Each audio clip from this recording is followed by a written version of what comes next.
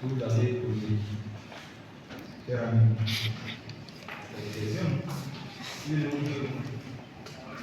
une seule. Bon. C'est une question directe, mais il y a d'autres. Il faut voir la zone, c'est bon. Il faut voir la zone si c'est bon. C'est bon. Bon, votre maître a pris note, donc vous allez partager tout à l'heure. Mais répondez à ce que vous avez entendu comme question. Merci, Monsieur le Président. Merci au professeur Diop. La préoccupation que j'ai pu noter, c'est celle concernant l'humour.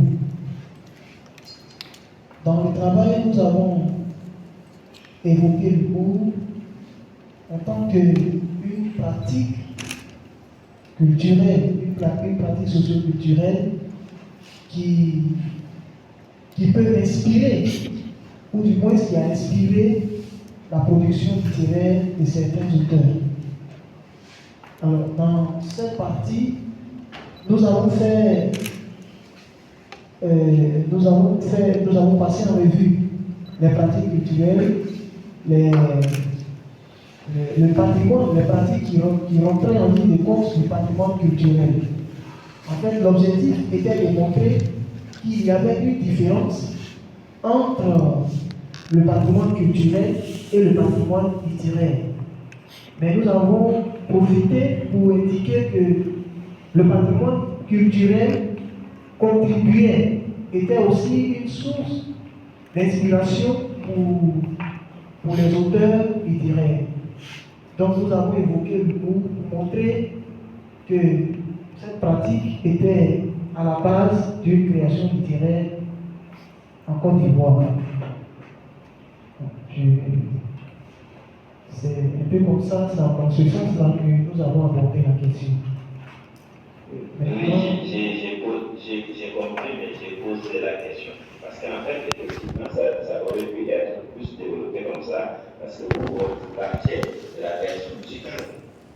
Puisque vous partiez de la création musicale, il faut effectivement montrer quelque chose qui est dans le patrimoine culturel ivoirien et qui peut effectivement laisser de l'humour dans beaucoup de sociétés ivoiriennes auraient pu être mises en articulation avec soit la production musicale, soit la production littéraire. Donc c'est ça que je voulais dire, mais je comprends votre réponse. Merci. Il y a peut-être le directeur qui veut intervenir. Donc, d'accord. Et donc,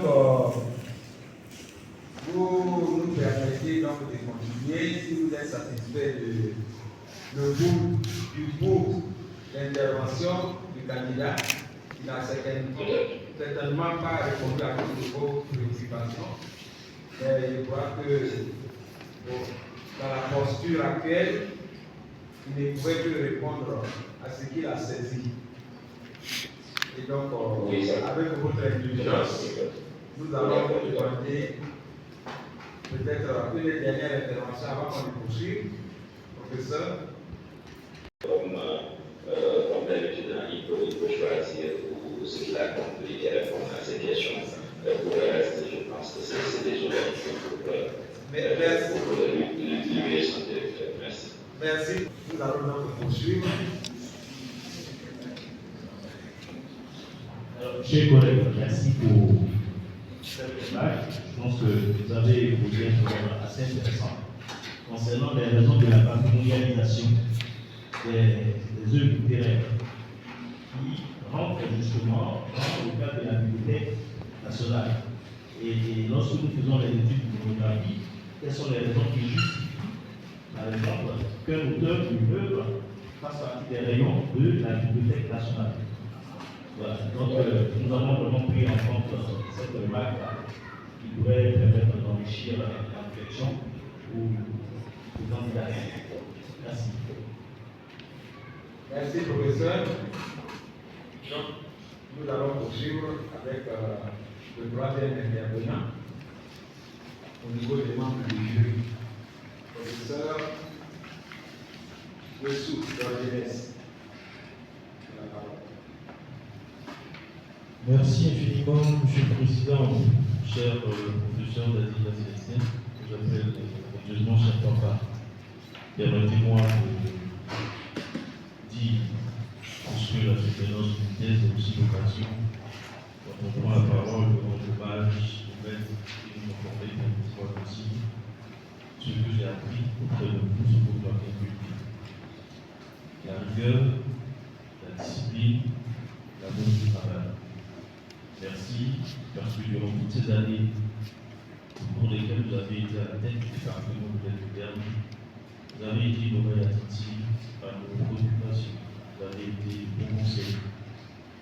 Beaucoup l'ignorent peut-être, mais quand je candidatais pour la moitié de conférence en 2022, il y a eu beaucoup de bruit sur le nombre de publications que j'ai eu à faire.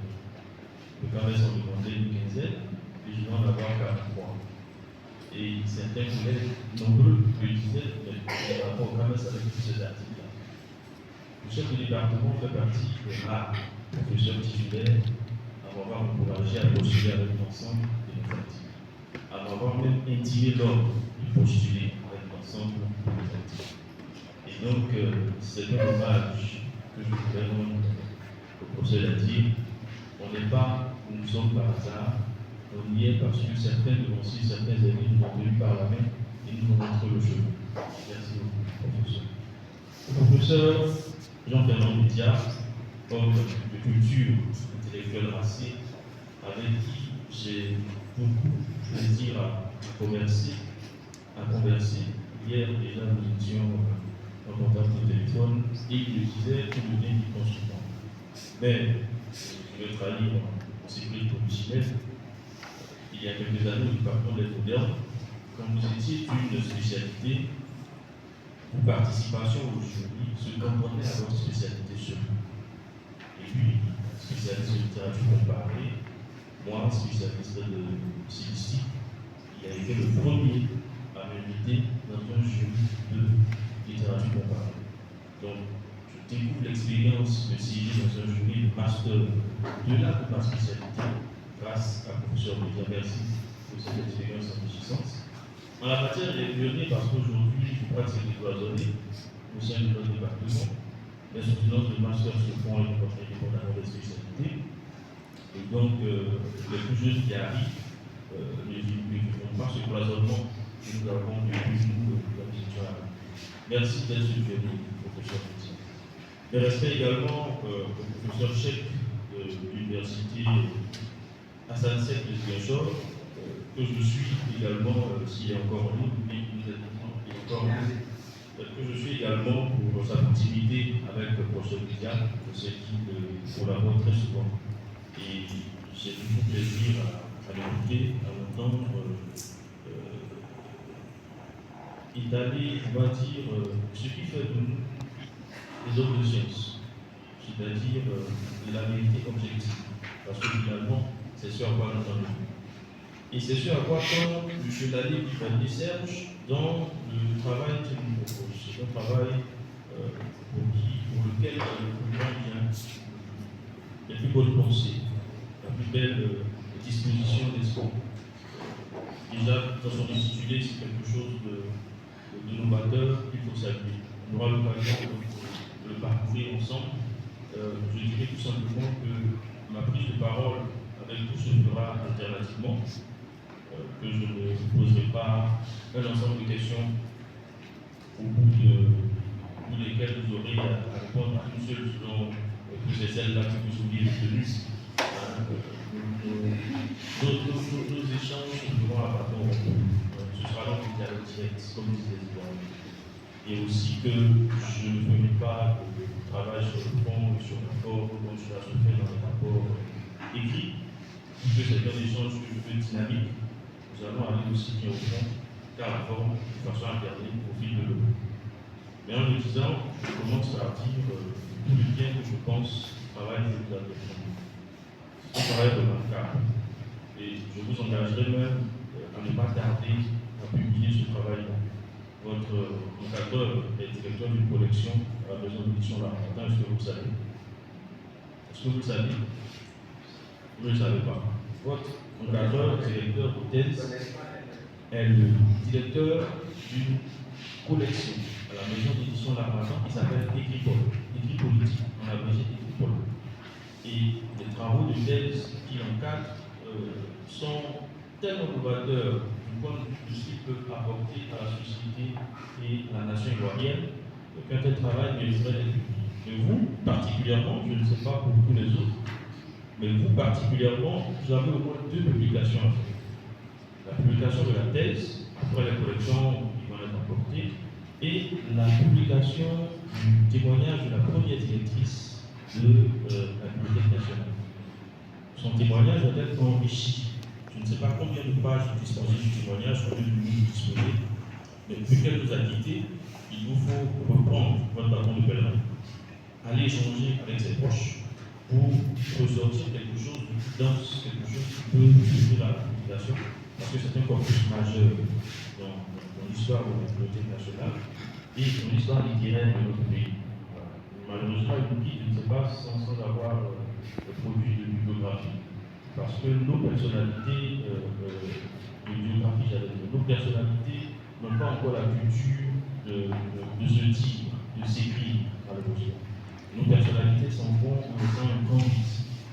Votre travail a pour ambition aussi de faire connaître cette dame, pour qui moi j'ai le plus grand respect et que je découvre justement à la faveur de votre thèse. Alors, quand j'ai fini de dire tout le bien que je pense de votre travail, je vais à présent l'évaluer comme un scientifique. Et s'il me faut l'évaluer comme un scientifique, la première des choses à laquelle je m'attaque, c'est la formulation de l'intitulé de votre thèse, la formulation du titre, avec le sujet de votre thèse. Pourquoi est-ce qu'il est problématique? Il est problématique parce que pour nous qui avons été formalistes, dès le départ, formés par Sadi Sabo, voilà ce qu'il nous enseigne. Un sujet, un énoncé titulaire doit comprendre 3 éléments fondamentaux que sont le thème, après le thème, la méthode analytique, et après la méthode analytique, le problème. Voici les 3 considérants qui constituent la formulation titulaire adéquate. Là, dans votre sujet, j'ai la Bibliothèque nationale de Côte d'Ivoire et la promotion du patrimoine littéraire ivoirien. Sur l'espace géographique de la couverture de thèse, il y a d'autres informations, notamment que c'est une thèse soutenue pour l'obtention de doctorat. Il y a la mention littérature et civilisation, il y a littérature générale et comparée comme spécialité. Ce sont des éléments additionnels qui permettent de lire votre sujet. Mais ce sujet-là peut voyager, je vous ai parlé tout à l'heure de l'édition. Si vous éditez votre travail de thèse, vous n'avez pas mentionné tous ces différents éléments. Donc, il faut dans la formulation titulaire des traces de cette spécialité et les traces du problème que vous traitez. Parce que, si vous dites la Bibliothèque nationale de Côte d'Ivoire et la promotion du patrimoine littéraire ivoirien, la valeur de l'adjonctif est peut-être, on va dire, exprimée de 4 manières différentes. Parmi d'autres, je n'ai pas fait une lecture exhaustive du et. Et peut signifier dans la Bibliothèque nationale de Côte d'Ivoire, dans la promotion du patrimoine littéraire. Ce qui est un problème qui est différent du problème que pose une autre valeur du et, c'est-à-dire la valeur exclusive. La Bibliothèque nationale de Côte d'Ivoire en rapport avec la promotion du patrimoine littéraire. Vous savez, et signifie aussi en rapport. Et peut signifier aussi, peut avoir une valeur appositive. Donc, et signifie envers et contre. Est-ce que la Bibliothèque nationale de Côte d'Ivoire fonctionne envers et contre la promotion du patrimoine littéraire? Ensuite, j'ai dit 4. La 4e valeur de ce article-là peut être explicative. La Bibliothèque nationale de Côte d'Ivoire en matière de promotion du patrimoine littéraire. Donc, vous voyez, vous offrez aux lecteurs une possibilité d'interprétation qu'il vous faut absolument canaliser. canalisé à partir de votre problème. Si bien que je finis par vous proposer un complément titulaire, on va y revenir. Parce que si je le dis maintenant, je commets peut-être une erreur. C'est à la fin de mon intervention que vous et moi allons juger de la pertinence d'une reformulation possible de l'intitulé de votre travail. En attendant, on va s'intéresser à la page de remerciement. C'est la page 2 italique. Où vous dites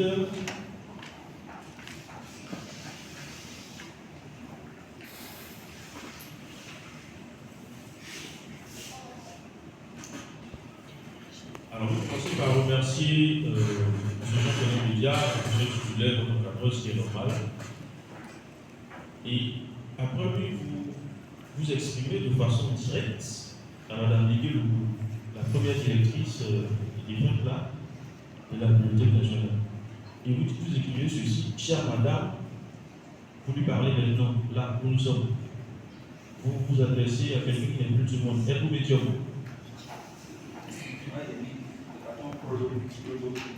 C'est possible, mais on est sur de notre tête.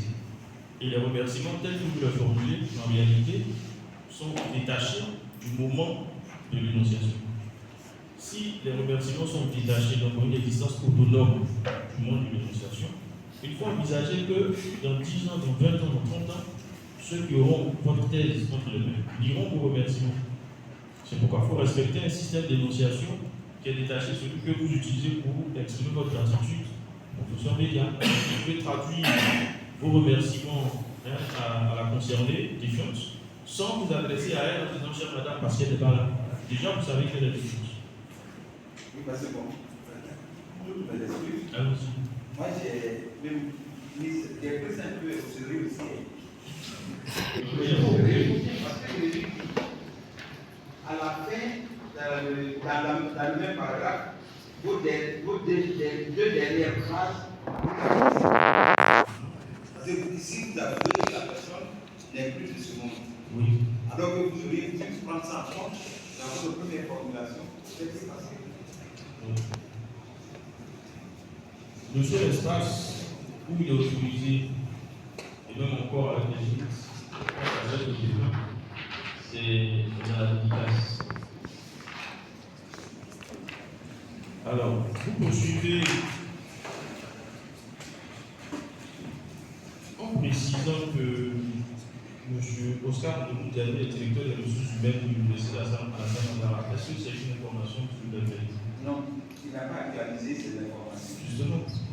J'ai expliqué tout ça. Monsieur Oscar Ndoumoudjani, il n'est plus le directeur des ressources humaines. C'est Mme Clark, depuis quelques mois. 2 ans même. Ça passe vite.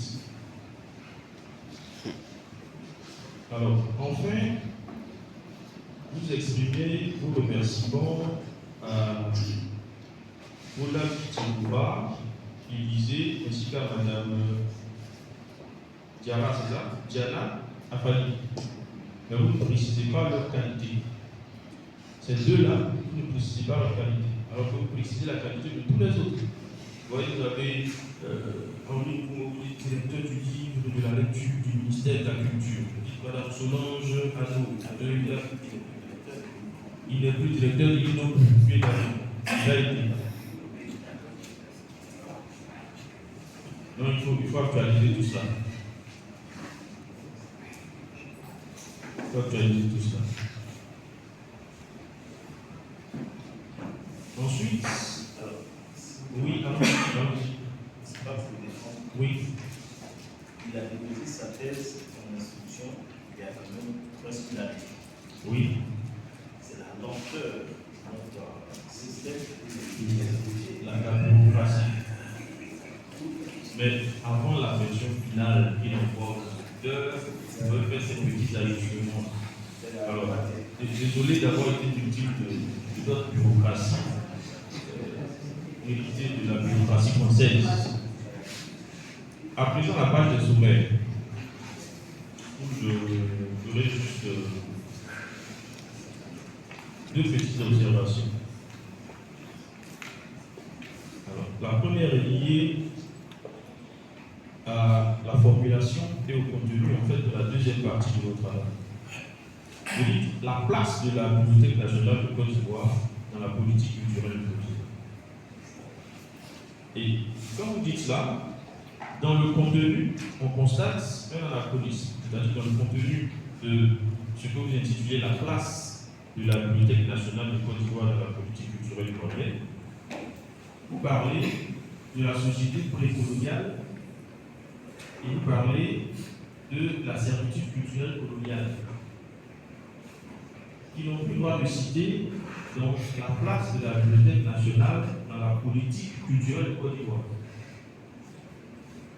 Dès l'instant où l'État de Côte d'Ivoire est indépendant, c'est-à-dire l'État est créé, le pays est créé dans la République indépendante, on a une politique culturelle qui se met en place, et cette politique culturelle-là, est-ce qu'elle est liée à la servitude coloniale? Elle n'est plus liée à la servitude coloniale. Donc c'est pourquoi je parle d'anachronisme. Ces différents éléments auraient été plus intéressants dans la première partie, c'est-à-dire où vous abordez la naissance de la Bibliothèque nationale. Parce qu'au moment de la naissance, vous relevez bien tous ces opposants qui relèvent encore de l'ordre colonial, qui sont présents.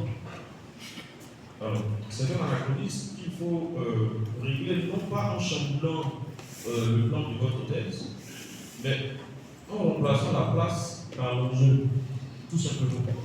Si vous dites l'enjeu de la Bibliothèque nationale de Côte d'Ivoire de la politique culturelle de Côte d'Ivoire, vous vous épargnez de devoir justifier pourquoi, dans une politique culturelle de l'État supérieur, vous parlez de société précoloniale.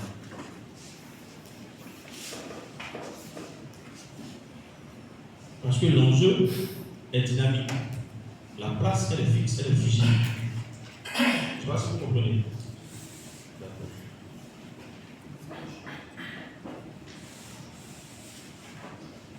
On reviendra sur le plan de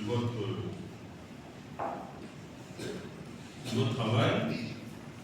Mais avant cela, on pourra avancer à la page 3 de votre introduction. Page 3 de votre introduction.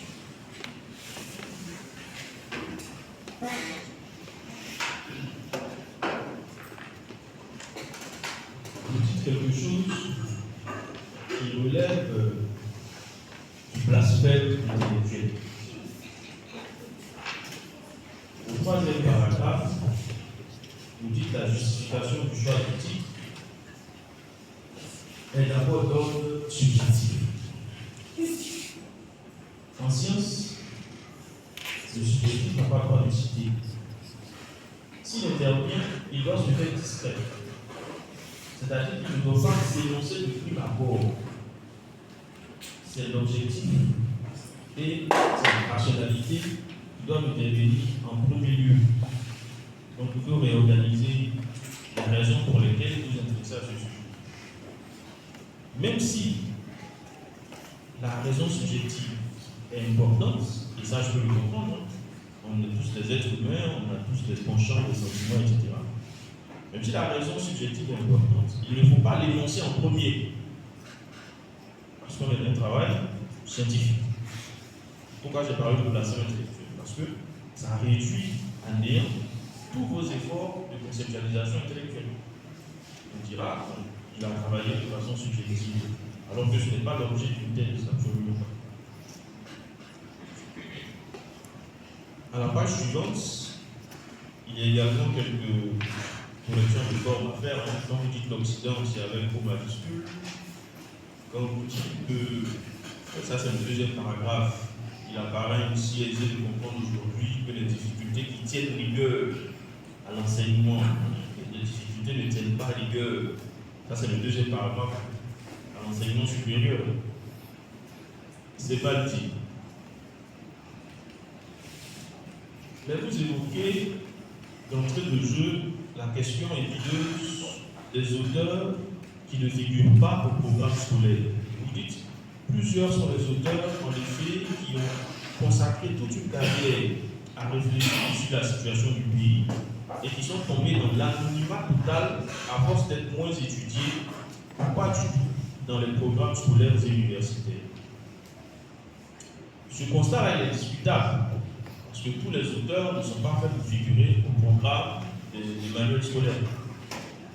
Quand certains auteurs que vous jugez pertinents, importants quant à leur travail, à leur impact, tombent dans l'oubli, il faut aussi chercher les raisons de cet oubli ailleurs que dans l'absence des programmes scolaires. Il faut d'ailleurs relativiser l'importance même de ces auteurs qui sont dans les programmes scolaires. Et la suite de votre travail, justement, revient sur cette relativisation. Mais dans l'immédiat, tel que vous formulez cette phrase-là, c'est comme s'il y avait un seul responsable à la disparition des auteurs, de certains auteurs qui ont été importants dans l'imaginaire collectif. Non, ce n'est pas leur présence dans les programmes scolaires. Et leur présence dans le programme scolaire n'intervient pas en ce qui vous concerne là, par exemple. Je sais que vous allez travailler dans les réseaux avec certains de vos condisciples, notamment la musique qui a soutenu, le docteur qui a soutenu il y a peu et qui a travaillé sur le manuel scolaire. Vous êtes en réseau, ce qui est normal, on doit sentir des interpénétrations épistémologiques dans votre démarche. Mais pour ce coup-là, ça ne figure pas, ça ne doit pas figurer dans votre introduction. Il faut alors, il faut le reformuler. Donc, je dis justement que la conclusion que vous annoncez par la suite, elle est tirée par les cheveux. Parce que vous dites ceci, les problèmes observés donnent l'impression que la promotion du livre est de moins en moins au centre des préoccupations scolaires et universitaires en Côte d'Ivoire. C'est un constat qui est vrai, mais le constat, vous ne le liez pas directement à vos observations préliminaires. Sinon, ce que vous dites est vrai. Les institutions universitaires, les scolaires ne font pas la promotion du livre. Ça, c'est un constat.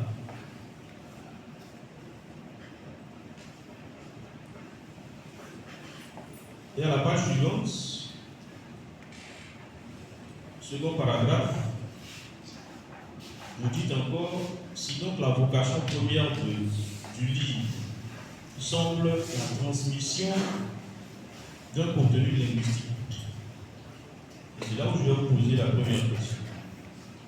Le livre dont il est question, c'est le livre littéraire, on est d'accord? Pour vous, donc, le livre littéraire a pour vocation de transmettre un contenu linguistique uniquement.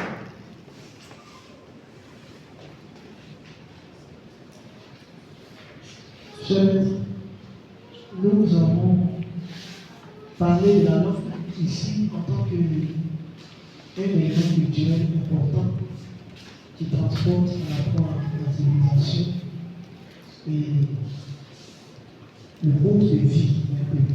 Oui, je suis entièrement d'accord avec ça. Mais est-ce la vocation première, c'est ce que vous écrivez, la vocation première du livre littéraire, donc, est-ce que c'est de transmettre un contenu linguistique? D'abord, pour vous, la littérature se résume à la langue. non. Voilà. Donc c'est une correction. Telle que formulée, c'est une correction. On ne peut pas résumer la littérature à la langue. La langue d'ailleurs est un moyen. La langue n'est pas la fin de la littérature. La langue n'est que le moyen. Le livre en est le support. Mais la littérature, c'est autre chose. On le définit assez bien déjà en première année, on faisait la définition ce que c'est que la littérature. Donc, si vous parlez de contenu qui est celui de l'ordre vocationnel, vous pouvez parler de contenu émotionnel. C'est ce que la littérature transmet de façon fondamentale. C'est de l'émotion à travers une représentation. C'est pourquoi la littérature s'appuie sur le beau, l'esthétique. C'est pour démontrer l'émotion. Une littérature n'est pas littéraire, il n'y a pas de littéralité, il n'y a pas d'émotion transmise.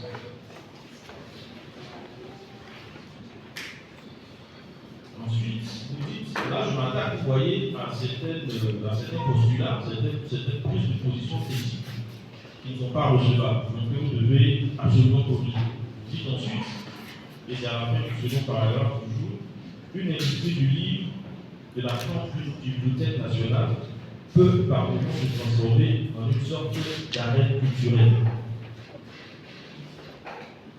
Une bibliothèque nationale en elle-même, est-ce qu'une industrie du livre? Oui. La bibliothèque nationale en elle-même n'est pas une industrie. C'est un considérant majeur dans l'industrie. Et nous-mêmes, nous devons parler d'industrialisation du livre, parce qu'on n'est pas encore l'industrie. C'est le processus qui va commencer si la prise de conscience à laquelle vous appelez, si l'éveil de conscience, auquel vous appelez avec votre thèse, est bien entendu, on va commencer une industrialisation du livre. On ne peut pas parler d'industrie du livre. On en est très loin.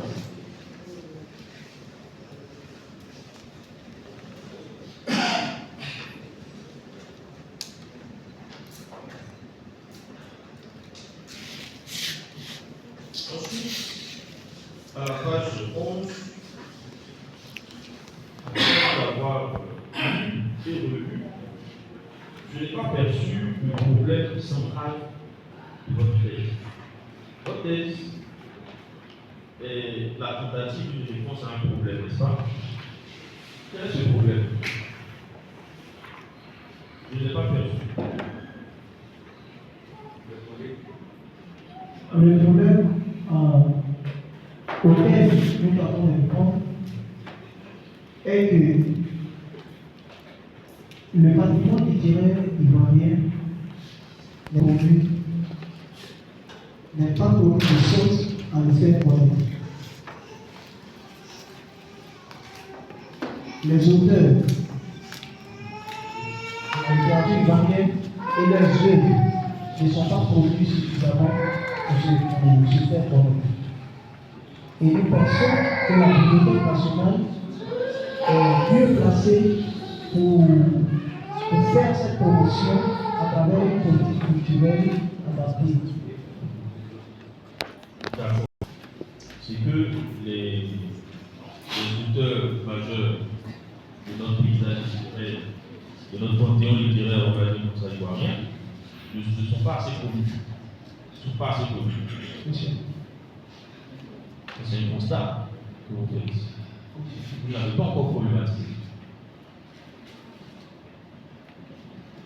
Le constat que vous faites, ce que je fais également, on le fait tout ça. Nos auteurs ne sont pas assez connus. D'ailleurs, nos intellectuels ne sont pas assez connus. Normalement, votre encadreur devait être décollé par l'université à Saint-Lambert, par le ministère de l'Enseignement supérieur. Donc, on n'est pas produits tous. Tout comme les littéraires ne sont pas produits. Ça, c'est un constat. Problématiser le constat. Nous avons essayé de problématiser en disant comment la BNC, la Bibliothèque nationale du Côte d'Ivoire, procède pour faire connaître le patrimoine littéraire ivoirien. Quels sont les mécanismes que la Bibliothèque nationale met en place pour la bonne promotion du patrimoine littéraire ivoirien? C'est d'autant plus intéressant ce que vous venez de dire que j'ai marqué ici en nota, suite à votre hypothèse, une hypothèse ne peut pas être constative. Une hypothèse est active. Parce qu'une hypothèse, c'est votre point de vue, c'est une thèse que vous défendez. Justement, on appelle hypothèse. Il y a le mot thèse à l'intérieur. Donc, c'est une thèse que vous défendez, elle ne peut pas se résumer à un constat. Et donc, j'écris ceci, la condition à laquelle la Bibliothèque nationale sera le levier fondamental de l'élaboration du récit national, de l'identité nationale, réside donc dans la conservation, la modernisation et la promotion du patrimoine littéraire. Ça, c'est ce que moi je vous ai proposé comme hypothèse. Elle est active, elle n'est pas facile. Vous posez bien la question de savoir à quelles conditions. Mais vous ne dites pas la condition. Bien, les conditions, vous ne les énoncez pas. C'est pourquoi je vous propose cela. Je vous propose de dire que la condition à laquelle la Bibliothèque nationale sera le levier fondamental de l'élaboration du récit national. D'abord, il faut savoir ce que c'est que le récit national. Ensuite, de l'identité nationale. Réside donc, dans la conservation, parce que ce premier objectif n'est pas atteint. Du moins, c'est le résultat auquel vous arrivez parvenir. Donc, la conservation, la modernisation et la promotion du patrimoine littéraire. Alors, je ne vais pas rester plus longtemps sur l'hypothèse, parce qu'il y a encore des choses intéressantes à dire. Votre corpus pose problème dans l'État, tel que vous le définissiez. Il pose problème parce que il vous faut absolument intégrer le considérant ordonnantiel, c'est-à-dire tous les textes de loi relatifs à la création et à l'existence et à l'évolution de la Bibliothèque nationale de notre corpus. Ce sont des éléments que vous citez, mais que vous ne définissez pas comme relevant de votre corpus. Pour vous, le corpus, ce sont les enquêtes que vous avez faites. Mais ce n'est pas que ça. Ces textes de loi font partie de notre corpus. Il faut également intégrer le considérant que j'appelle exécutoire. Vous allez à la Bibliothèque nationale. Vous avez des rapports d'activité, n'est-ce pas? Est-ce que vous êtes interrogé sur l'apport de ces rapports d'activité dans l'élaboration de votre travail? Est-ce que vous les avez exploités? Les rapports d'activité de la Bibliothèque nationale de Guadeloupe. Nous avons demandé ces rapports, mais on ne nous a pas permis de les consulter. Donc, on le dit explicitement, ça fait partie des difficultés. D'ailleurs, j'allais revenir sur vos difficultés, vous parlez de distance et d'argent. Pour nous, ce ne sont pas des difficultés. Pour un scientifique, la distance et l'argent ne sont pas des difficultés. Que la Bibliothèque nationale soit à Abidjan, que vous résidiez ici à Guadeloupe, ce n'est pas une difficulté, une surmontable. La vraie difficulté, c'est l'accès à la documentation. Vous ne le dites pas. Donc, on est curieux de voir que les rapports d'activité, chaque service, normalement, a un rapport d'activité mensuel, trimestriel, annuel. Ces rapports-là devaient figurer en bonne et due forme dans votre corpus. Donc, il faut voir le cadrage du corpus. Ce n'est pas seulement les enquêtes que vous avez dit. Encore qu'au niveau des enquêtes, vous parlez d'enquêtes quantitatives, et puis vous avez interrogé seulement 2 bibliothèques, 2 bibliothécaires. C'est peu. À l'échelle du nombre de bibliothèques qu'il y a ici à Guadeloupe, à Abidjan, 2 c'est le nombre. Voilà ce que j'ai mentionné ici, les problèmes financiers. Ce n'est pas un problème. Il faut enlever ça même de votre production. Ce n'est pas un problème. Ceux qui vont vous lire ne doivent pas savoir que pour vous, 300 km pour aller à Abidjan, c'est un problème. Ils ne doivent pas savoir.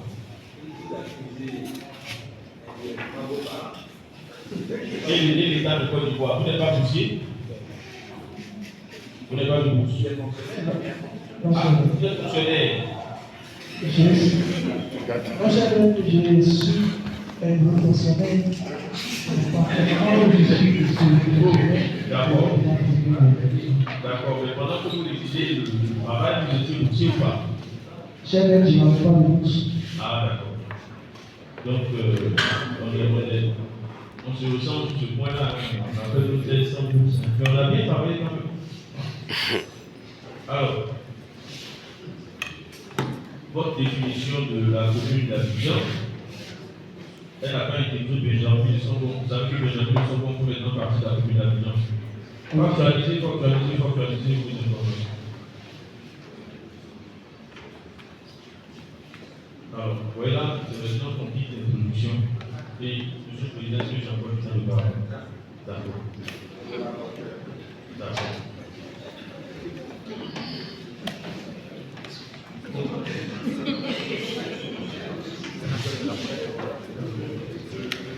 L'encadrement, on dirait que j'abrège, mais le travail est intéressant. Quand on a beaucoup de choses à dire sur le travail, c'est une partie intéressante.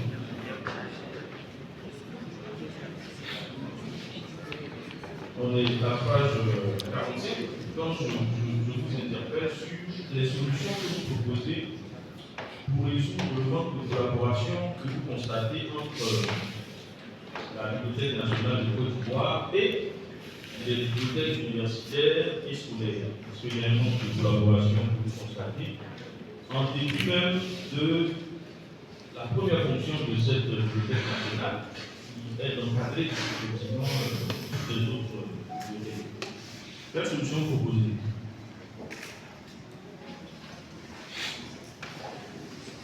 La solution relativement au manque de collaboration entre la Bibliothèque nationale et les autres bibliothèques, nous avons proposé que la Bibliothèque nationale implante ses antennes dans les autres régions du pays, surtout celles qui abritent une université au monde.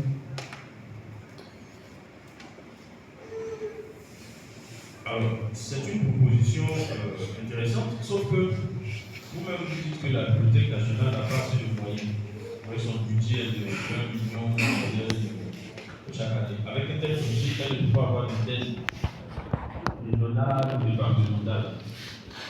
Ce qui serait possible, c'est de transformer les bibliothèques existantes en antenne partielle de la Bibliothèque nationale. Ça, ce serait effectif, ça, ce serait possible. Parce que ce serait juste une question de volonté politique que de prendre un décret pour le dire. Mais s'il faut chercher de nouveaux bâtiments, embaucher de nouvelles personnes pour constituer les représentations de la Bibliothèque nationale, là c'est compliqué. Et ce n'est pas réaliste d'autant plus que ça ne se fait pas ailleurs aussi. N'est-ce pas? Il faut que nos bibliothèques ici soient directement en lien avec la Bibliothèque nationale. Ça, il le faut. Mais une contradiction aussi que vous, dans laquelle nous sommes pris quand vous parlez d'un déficit de livres pour faire face au dépôt légal, c'est que vous incriminez les auteurs. Alors que ce ne sont pas les auteurs qui sont censés déposer les livres, ce sont les éditeurs. Selon le texte de loi, ce sont les éditeurs. Donc vous incriminez les auteurs. Laissez-moi vous montrer la page.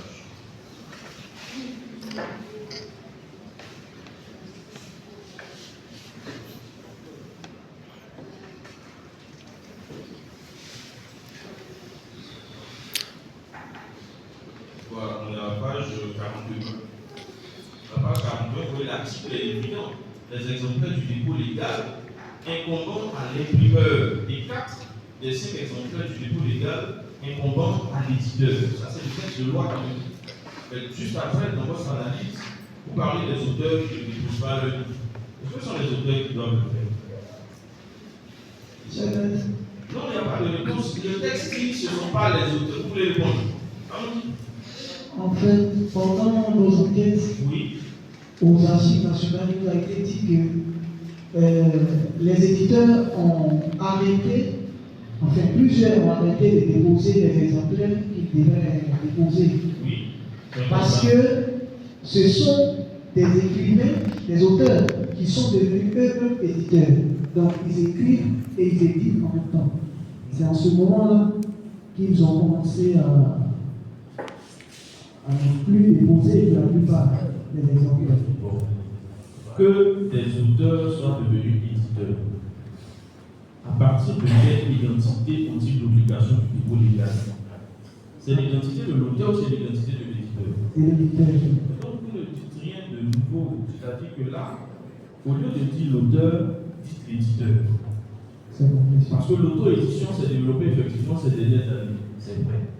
Ce n'est pas parce que l'auto-édition s'est développée que ce sont les auteurs qui doivent publier le texte. Ce sont les éditeurs qui doivent le faire. Le chapitre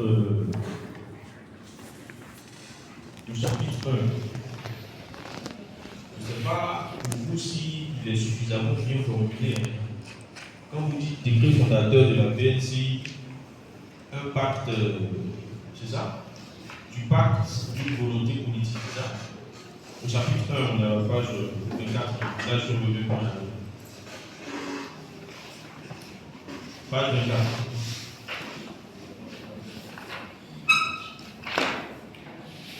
Parce que souvent, ce à quoi on assiste, c'est que vous énoncez un titre qui n'est pas conforme au contenu. Parce qu'au moment où vous rédigez, vous avez d'autres informations, vous avez d'autres perspectives qui s'ajoutent et qui elles sont intéressantes, hein, je l'avoue. Mais après, vous n'ajustez pas l'intitulé du chapitre. Et c'est ça le problème souvent. Vous êtes resté au niveau du décret fondateur de la BNCI, volonté politique. Mais à aucun moment, vous n'évoquez cette volonté politique-là comme étant liée à l'autodétermination en rapport à l'opposition de la France à la création de cette bibliothèque nationale. Tout à l'heure, j'ai parlé de votre titre, le titre général. Vous avez les fonctions de titre. Les fonctions, vous connaissez les fonctions de titre. Vous avez cité des éléments qui devraient... Oui, des éléments constitutifs, mais est-ce que vous connaissez les fonctions de titre? C'est de capter l'attention. La première fonction du titre, c'est de capter l'attention. Voilà. La première fonction du titre, même quand on est en science, c'est de capter l'attention. Pour moi, si on voit un chapitre où vous dites décret fondateur de la Banque nationale, il y a par contre intérêt à lire un chapitre qui dit le décret. Mais si vous mentionnez que ce décret est lié à une autodétermination et que cette autodétermination a été combattue par des ambassadeurs français ou des agents français, là vous attirez mon attention. Donc le titre doit donner suffisamment d'informations pour faire un acte de lecture.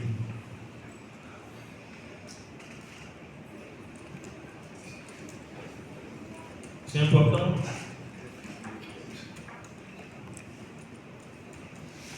D'autant plus que ce sont des choses que beaucoup de personnes ignorent. Et c'est ça l'intérêt de votre travail. C'est d'avoir révélé des choses qu'on ignorait effectivement sur la construction de cette bibliothèque nationale. Parce que pour nous, ça allait de soi qu'il y ait une bibliothèque nationale. Alors que ça ne va pas de soi. Et que même jusqu'à présent, certains pays n'ont pas de bibliothèque nationale. Parce que notre puissance tutélaire coloniale s'est opposée à ça. Mais il faut que vous arriviez à le dire dans les populations titulaires. C'est très important. J'en suis à présent au document où vous présentez les acquis de la Bibliothèque nationale de 2011 à 2017. Alors qu'on est en 2025, c'est loin de 2017. Pourquoi est-ce que vous n'avez pas un peu actualisé ces documents?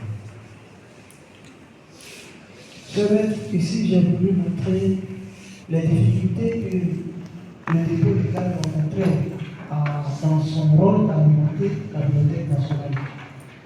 Et ce tableau, cette période choisie, était la plus représentative. Oui, mais représentative, vous voyez, je dis qu'elle est représentative pour servir votre argumentation. Ça, c'est une lacune scientifique. Il ne faut pas faire d'échantillonnage qui confirme votre hypothèse. Même si l'échantillonnage ne confirme pas ce que vous pensez, il faut qu'il soit le plus large possible. Donc si on est en 2025 et que vous avez fait 5 ans de thèse, vous avez commencé votre thèse en 2020, il faut que vos échantillons-là prennent, je sais pas, 2020, 2011 si vous voulez, mais au moins arrêtez pour 2020, 2019, 2017 c'est un peu loin. Par rapport à l'actualité, c'est vraiment un peu loin. Il faut revoir ces aspects. Parce que la qualité des informations, quand on fait ce genre d'enquête-là, oui, ça compte énormément. C'est la difficulté de votre sujet. Vous avez pris deux zones littéraires que vous avez analysées, on ne veut pas parler d'actualisation. Vous analysez des données, et les données sont dynamiques, on les actualise. Nous pouvons travailler à cela. Alors, au niveau de votre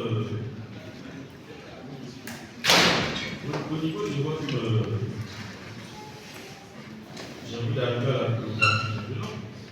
Mais avant, vous voyez, à la page 209, quand vous dites des budgets pas toujours satisfaisants, ça c'est un euphémisme.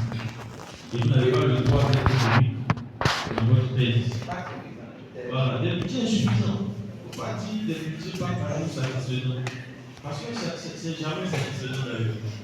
Tel que vous les avez énoncés 1 million pour une bibliothèque nationale. C'est vraiment insuffisant.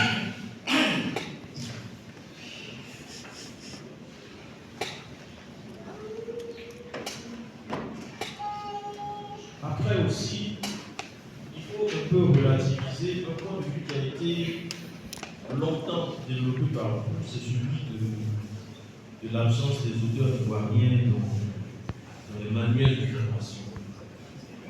Vous savez, la question n'est pas tant l'identité des auteurs qui figurent dans le manuel. La question, c'est leur participation à la construction du récit national ou du récit africain. C'est ça la vraie question. Parce que certains auteurs ivoiriens auraient figuré en permanence dans le manuel qu'on aurait toujours trouvé à redire, malheureusement. Et là, nous, on vient d'organiser un colloque sur violence Roland. Et on s'est dit avec tous ceux qui s'opposent à violence Roland, c'est un homme politique, c'est un tribunal dont on sait le bord politique. Donc, c'est plus les foutes de ceux qui disent oui, mais pourquoi faire un colloque sur violence Roland? Vous comprenez? C'est un auteur ivoirien. Et puis, il aurait pu figurer là, qu'on aurait toujours trouvé à redire. Du point de vue de l'orientation idéologique, il y a toujours quelque chose à dire sur l'auteur. Mais, au moins, il faut le dire, c'est-à-dire qu'il faut s'entendre sur l'idée de l'auteur. À la Bibliothèque nationale, on a organisé un colloque sur Josué Guébo il y a quelques années. Est-ce que vous avez dit ça? À la Bibliothèque nationale de Kano, nous avons organisé un colloque sur Josué Guébo il y a quelques années. Est-ce que nous avons mentionné ça quand vous allez faire vos enquêtes? Nous avons demandé qu'on nous donne l'historique ou bien les rapports des activités scientifiques organisées pour la Bibliothèque nationale. Alors, ce jour-là, nous avons. On nous a fait savoir que.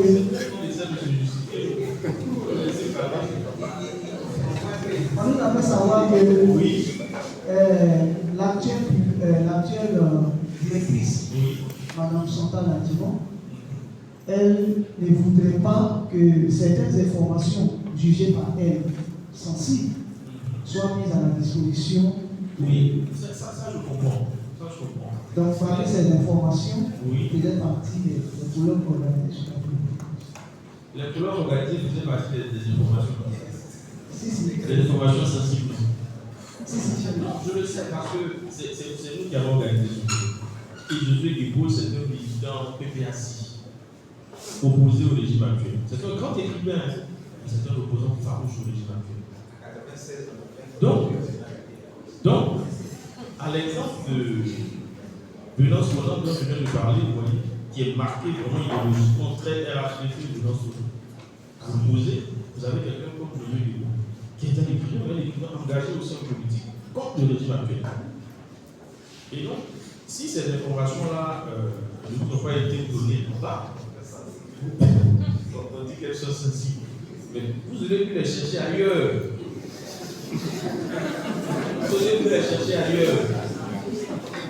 Parce que vous voyez, l'information existe sur les réseaux sociaux, sur Internet, partout. Si vous tapez Bibliothèque nationale sur Google, vous allez voir les articles liés au colloque que l'on organise d'abord. Même que le second jour du colloque, et ça c'est une anecdote, on nous a interdit l'accès à la salle. Oui, parce qu'on devait payer d'abord, la salle était de 800 000 francs par jour pour 3 jours. La salle de conférence. Donc on a versé un compte de 100 000 francs et on comptait verser la différence à la fin. Mais le second jour là, on nous a interdit l'accès à la salle. On devait payer d'abord avant d'avoir accès à la salle. Donc on a payé, le second jour on a payé les 2 jours qui restaient. À la Bibliothèque nationale, je vous dis. Les auteurs importants comme Maxime Debicka sont venus. Maxime Debicka était là, Paul Lacaillou était là. Des auteurs majeurs pour l'Afrique qui ont fait le déplacement, participer à ce colloque. Donc je comprends pourquoi elle dit que c'est sensible. Effectivement, ça la décrédibilise en tant que directrice quelque part. Donc, sur la liste des activités, vous voyez, des activités menées par la PLCI, accueil, information, prêt de livres, consultation, il faut ajouter les activités scientifiques, il faut ajouter les colloques pour rendre cela encore plus objectif. Et au moment où je parle de cette suspicion légitime à l'égard de ceux qui constituent le patrimoine littéraire ivoirien, légitime ou pas, ça dépend de quel point de vue on observe la chose. Il y en a beaucoup qui ne se sont même pas étonnés de l'absence du prix littéraire. Donc, ce qu'il est convenu d'appeler le concours national d'excellence On dit le prix national d'excellence 2017, la catégorie de thérapie n'a pas été récompensée. Ça, c'est un problème. Votre thèse doit en parler. Votre thèse doit en parler. Parce que s'il n'y a pas d'auteurs ivoiriens, pas beaucoup d'auteurs ivoiriens dans les manuels scolaires, est-ce que ça voudrait dire que c'est parce qu'il n'y a pas assez de bons auteurs en Côte d'Ivoire? Comment on peut organiser un prix national d'excellence et puis ne pas avoir de lauréat dans la catégorie littérature, alors qu'il y a des écrivains qui ont postulé, et j'en connais.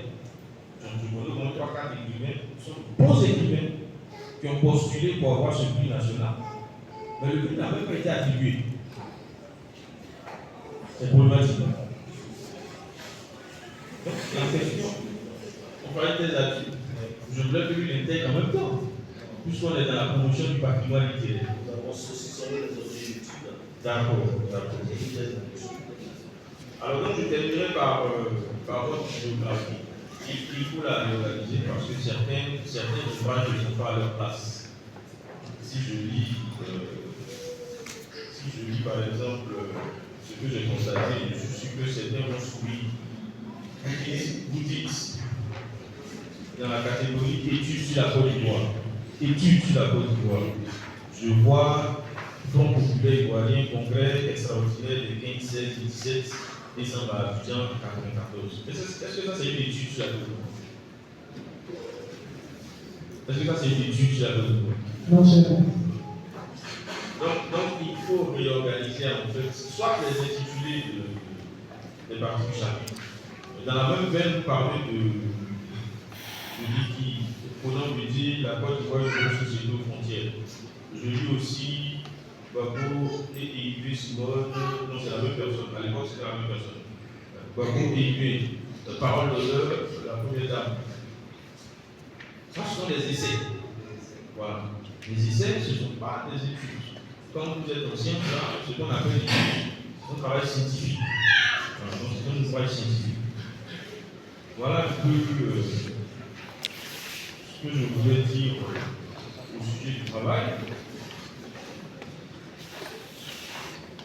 Mais il faut apporter en gros quelques précisions sur ce que vous appelez la politique culturelle de la Côte d'Ivoire. Il faut apporter des précisions là-dessus. Notamment la faiblesse des budgets du ministère de la Culture. On sait que c'est le budget le ministère le moins fournir. Et puisqu'il n'existe pas de loi pour financer la PLC, peut-être qu'il faut faire des propositions en termes de management aussi de cette unité. Parce que la grosse difficulté, ce n'est pas tant que institutionnellement, il n'y ait pas les moyens. C'est comment la direction organise l'effectivité de la mission qui lui a été donnée. Il y a quelqu'un qui disait pas on voir que ça va dans le monde. Voilà. Il y a de cela. Donc je disais qu'à la fin de mon échange, je vous proposerai un ajustement du titre. Ce serait le suivant: la Bibliothèque nationale de Côte d'Ivoire et la promotion du patrimoine littéraire ivoirien. 2 points. Émergence, fonction et perspective nationale. 2 points. Émergence, fonction et perspective nationale. Ces 2 points-là ont une valeur explicative. Et ce qu'ils apportent comme explication, ce sont les enjeux liés au récit national, à l'identité nationale, au contexte d'émergence.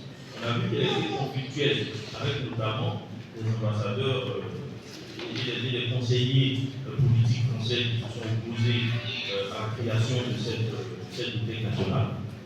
Et même aujourd'hui, la conflictualité demeure.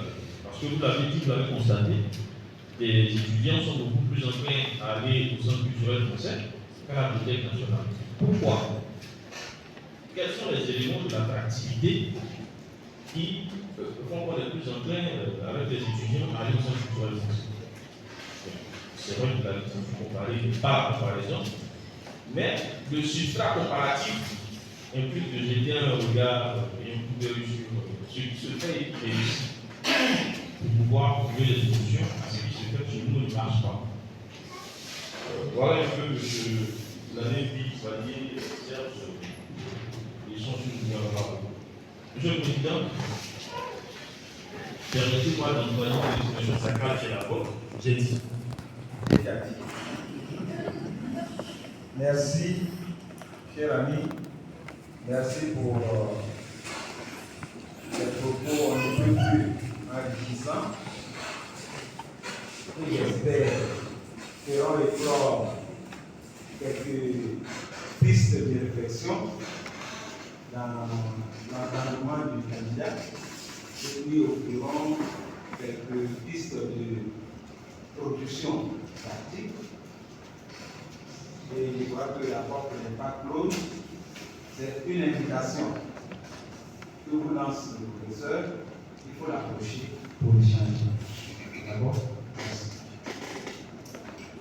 Bien qu'au terme de ce propos, je vais m'attribuer la parole pour dire quelque chose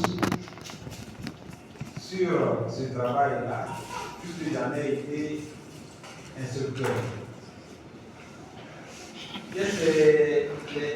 Ceux qui m'ont précédé ont dit de bonnes choses et des choses intéressantes sur ce travail-là. C'est un travail méritoire, c'est un travail de dévancier dans un domaine qui est resté longtemps non exploité. Et donc, vous êtes précurseur, vous jouez un rôle d'avant-garde. Comme votre directeur vient de le dire tout à l'heure, il y a déjà en piste d'autres réflexions, des thèses qui sont en train d'être dans ce sens. Donc, merci pour nous avoir fait dans ce guide. L'India, votre directeur a dit de bonnes choses les concernant. Je les prends en compte, puis je lui renvoie l'ascenseur en lui disant que c'est un garçon que j'apprécie beaucoup. Il a accueilli avec beaucoup de bonheur. C'est qu'il était très enthousiaste. En même temps, il avait soif de changement. Mais je sais que depuis quelques années, ça s'est un peu moussé.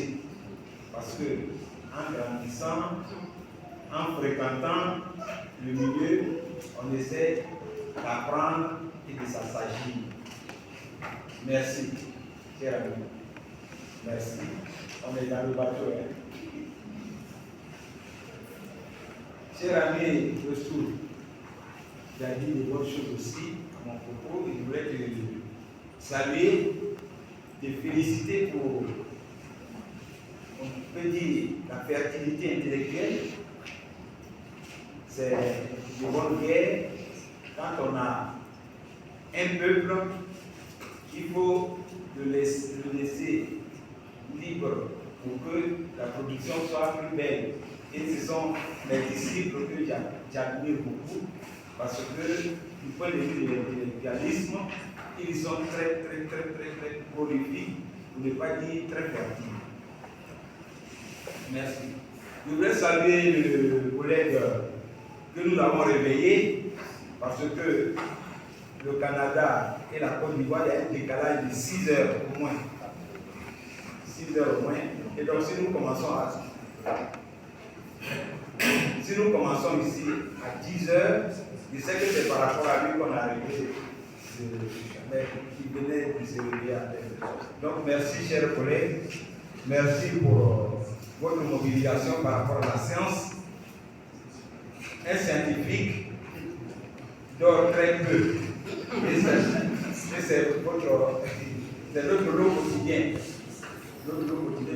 Merci beaucoup pour votre contribution à cette séance. Je vais remercier aussi le candidat, parce que tout à l'heure j'ai déjà salué tout le monde. Je voulais vous remercier pour nous avoir invités à cette table pour échanger sur un objet nouveau dans la bibliothèque nationale. Peut-être c'est cette bibliothèque. Vous devez que j'ai dit, pour nous, qui sommes des profanes, c'est quoi la bibliothèque? Vous allez payer ça pour moi, Merci pour la question. La bibliothèque, c'est un bâtiment, un lieu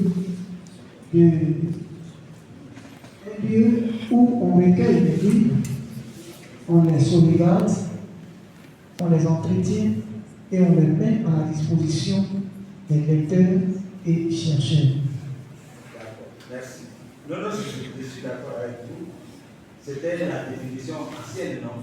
Oui, Oui, parce qu'aujourd'hui, ça a changé un peu, puisqu'il y a les documents numériques, non? oui, c'est vrai. Voilà. C'est juste une petite boutade pour rire un peu. Dans votre propos liminaire, vous déclarez que vous êtes un scientifique accompli. Même votre directeur ne peut pas se dire scientifique accompli. Alors, d'où vient cette prétention de déclarer ex nihilo scientifique accompli? Est-ce que vous avez un commentaire à faire par rapport à ça? Cher maître, j'ai dit, le maître a mis à votre disposition tout ce qu'il faut à un scientifique pour être Vous accompli. avez dit tout ce qu'il faut, mais vous n'avez pas dit que vous êtes. Non, je ne suis pas encore. Merci. Merci. J'ai compris. On peut aller. Bien. J'ai voulu d'abord vous féliciter, mais en même temps vous interroger sur quelques éléments. J'ai vu dans votre point de. Comment ça s'appelle là? La collecte des informations. Votre corpus, le choix de votre échantillon, moi je ne l'ai pas bien apprécié parce que c'est un peu déséquilibré. Mais si vous dites que la bibliothèque doit servir à conserver tous les documents, ce n'est pas simplement la littérature, non? Tous les documents scientifiques, pourquoi vous choisissez plus des gens? Et puis d'ailleurs, le choix des autres éléments, c'est trop difficile. Combien d'étudiants on a à Côte d'Ivoire? Il n'est pas dit d'interroger totalement tout le monde, au moins une centaine de personnes. Vous avez, on dit, vous avez fait 5 ans sur votre requête, non? Donc vous avez eu largement le temps d'enrichir votre corpus, votre échantillon. Donc votre échantillonnage là. Et puis quand vous présentez, pendant que vous présentez votre échantillon, j'ai vu que le petit 3.1 dans votre présentation, c'était très bien présenté. Et puis, vous avez changé de méthode dans le 3.2, 3.3. Pourquoi? Dans votre présentation, il aurait été intéressant de continuer à la même manière que le 3.1. Vous voyez, ça n'est pas très intéressant, mais j'ai senti une cassure, comme si vous étiez déjà fatigué. Donc il faut maintenir. Donc je vous ai reproché déjà la reconsidération de votre échantillon.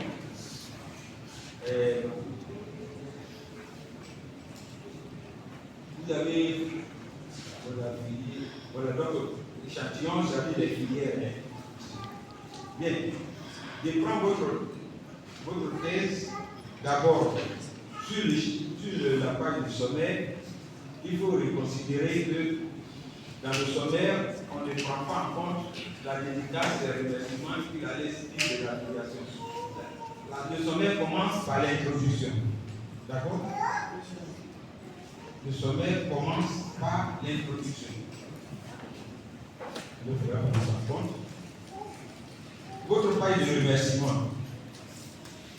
J'ai vu plein de discriminations du point de vue typographique. Qu'est-ce que je veux dire? Vous dites, prenez votre paragraphe 2. Vous dites, première directrice. Directrice, vous écrivez avec grand D, n'est-ce pas?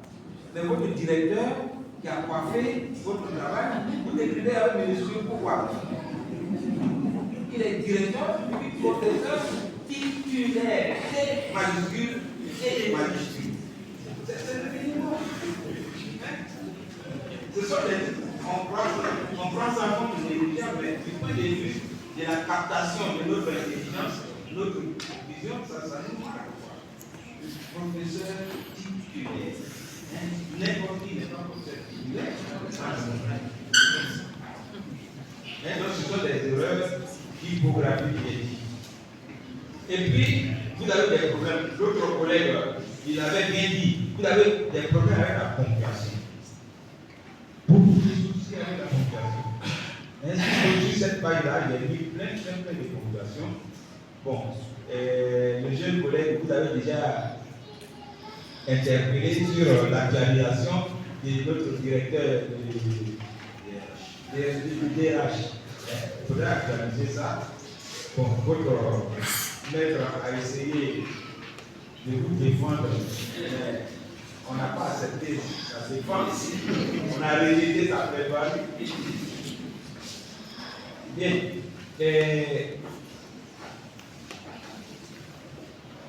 Voilà, vous avez parlé de la Bibliothèque nationale de France. J'ai voulu vous demander, est-ce que vous avez fait un tour là-bas? La Bibliothèque nationale de France. Dans votre... Je voulais vous demander simplement, c'est juste une question. Après, moi j'ai eu un étudiant. Bon, je vais répondre à la question. C'est pas les questions bonnes. C'est pas les questions bonnes. Le collègue me dit que s'il a des problèmes de transport, on va dire.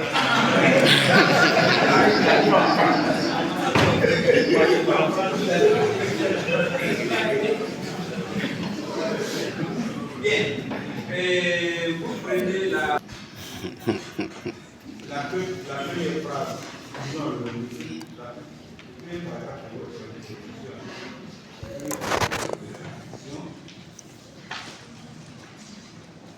Et vous prenez la quatrième ligne. Quatrième ligne, la phrase qui commence, c'est pourquoi.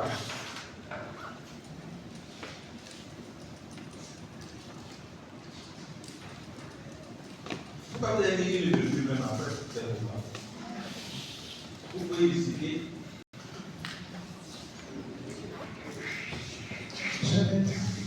Est-ce que vous pouvez justifier la revue? J'ai voulu indiquer que l'expression. Et votre troisième paragraphe, qui commence par une telle définition, vous allez à la ligne 1, 2, 3, 4, 5, 6e ligne. Après le premier mot culturel, il souhaiterait que vous mettiez etc. Parce que ce que vous avez énuméré ne suffit pas. D'accord?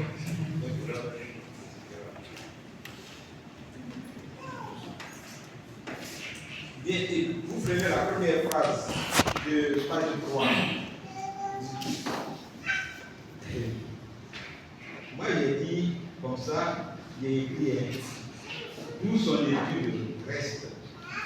Je n'ai rien compris dans la phrase. Je comprends ce que vous avez dit, mais je n'ai rien compris dans la phrase. Vous avez fait une belle partie. Elle est de ce fait à cheval sur le domaine littéraire et culturel. D'où son étude, ça c'est trop courage. Trop courage. Ne superposez pas les registres d'oral et puis compromis un peu. Page 4, à la page 4. D'abord, la citation, vous allez la mettre à la norme. À la page 2, vous voyez la page 2 là, ce que vous avez fait. La page 2, vous avez comment la citation. Donc il faut mettre à la même norme. C'est beaucoup. Et puis maintenant, quand vous dites l'homme fait du livre en Afrique depuis le modernisme, ça veut dire quoi? Depuis le modernisme.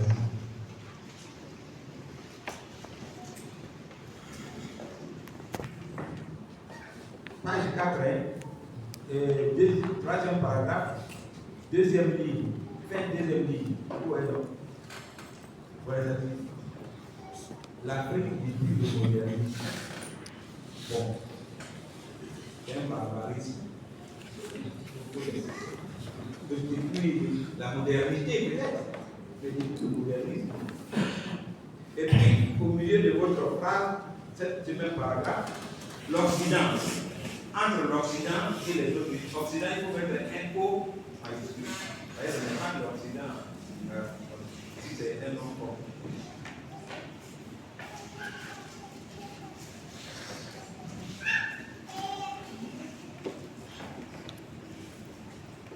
Page 5.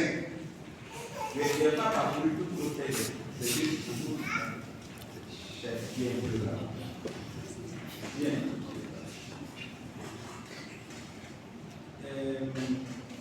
Deuxième paragraphe. Si donc la vocation première du livre semble la transmission d'un contenu linguistique, bon, on vous a déjà fait la question. Donc, il passe.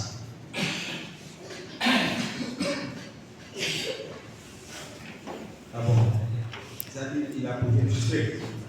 Vous avez posé la question de savoir pourquoi vous dites que la bibliothèque est une institution.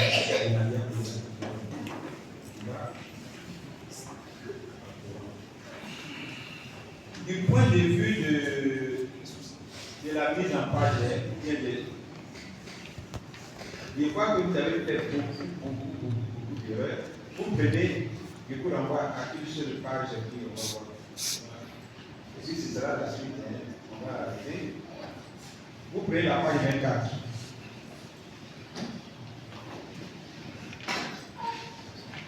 La page 24. Les deux notes de bas de page. Les deux dernières références. C'est pas complet. Et puis il y en a beaucoup, sur plusieurs pages.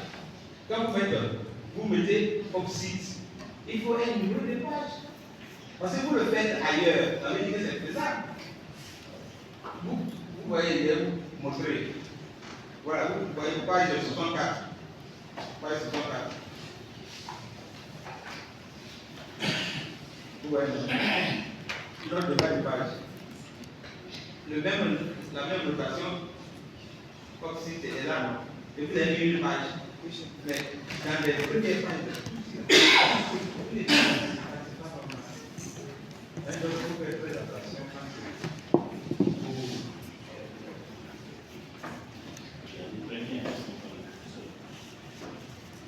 Très bien. Qui dit il a une guerre au bout. Est-ce que c'est une page? Non, c'est quoi? C'est un entretien que j'ai eu avec lui. Mais vous dites que vous avez sur la voie de l'intellectualisme, l'homme scientifique a compris. Si tel est le cas, vous devez préciser avec scientifique. D'accord? Parce que sinon il n'aura pas bien fait son travail. Et là, il a tiré ses oreilles. Et c'est mon enfant encore. D'accord? Donc, chers collègues, je ne sais pas si vous avez quelque chose à dire encore, parce que je vais les réduire au silence, transitoirement en attendant la délibération.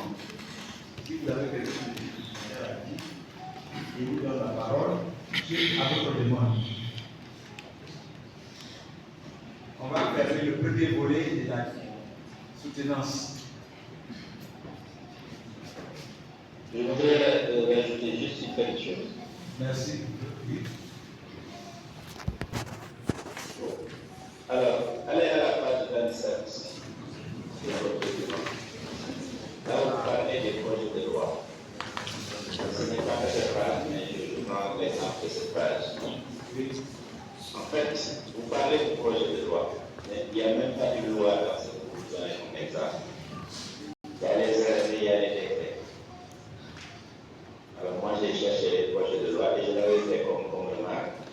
Je n'ai pas vu. Il y a même un arrêté qui s'est répété, c'est l'arrêté de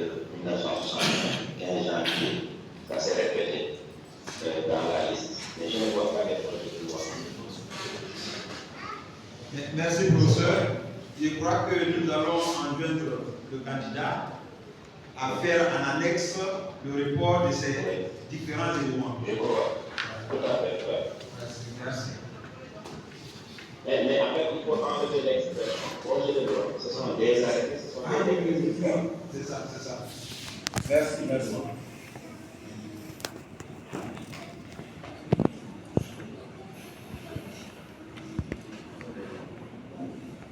Merci, professeur. Donc, sur ce, on va demander à ceux qui sont venus soutenir le candidat de se retirer pour que nous